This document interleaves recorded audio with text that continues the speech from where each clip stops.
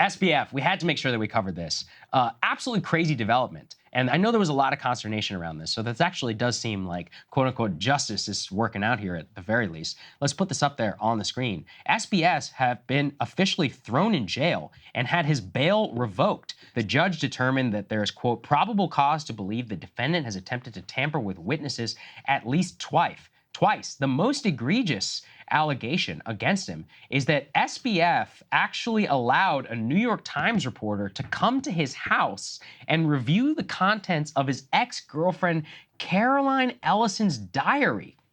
At the same time, what he did is apparently he used a VPN to watch a football game rather than a television. Quote, says something about the mindset of some of the things that he was engaging in. But the most crazy thing really was basically trying to provide dirt on the witnesses against him by inviting these reporters to come to his house, providing them copies of documents, showing them the contents of said diary, and then, quote, covering his tracks by trying to stop from it being connected to him because he knew it was in violation of the actual bail agreement. And at the same time, what we understand is that there was a lot of consternation about the charges that were being dropped against him on campaign finance law. There was evidence, we thought, of corruption, but it actually doesn't appear to be that way at all. Let's go ahead and put this up there. Simultaneously, what we learned is that one of the most serious charges against him was only dropped because of a technicality, and that when he was facing extradition, the government had only agreed to send him to the U.S. on fraud charges. Prosecutors, however, wrote that to keep their treaty obligations, they would have to scratch that charge to make the illegal political donations, but it doesn't mean he's getting away with it because he's still faced with dozens of other charges. They are instead going to supersede with different charges that will not violate its treaty agreement with the Bahamas. So it's not that it was being dropped because he was, quote unquote, getting away with it. They are still going to be prosecuting under the current statutes. And now he's got his ass thrown in jail for violating the terms of his agreement, allowing reporters to read your girlfriend's diary. That's it, or ex-girlfriend. Polycule diary? I don't know what these people refer to each other as. Anyway, scumbag move. I think as much as it comes down to. Yeah, and so what he did is because I think she has probably flipped on him and is cooperating. Yeah. And so what the judge is saying is basically he's trying to tamper with the jury and like turn them against her and make her look bad. So rather than him directly transmitting this diary to the New York Times, which would be easier to track, instead he invited the reporters to come to his house so he could more surreptitiously show them the diary, but apparently wasn't fooling anyone. I mean, this is the other thing. It's like, this guy thinks he's so freaking slick. Yep. He really thinks he's pulling one over on everyone, and we see right through him at this point.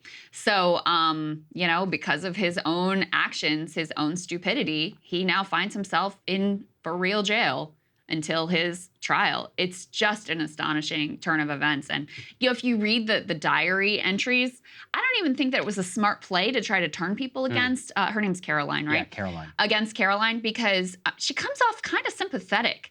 Like she's almost like a pawn. First of all, they totally pay her way less than all of the other top executives. She's still making millions, so don't feel too bad for her. She felt completely overwhelmed, in over her head, like she didn't know what she was doing, like she wasn't up to the task, severe doubts about her own abilities to steer the ship.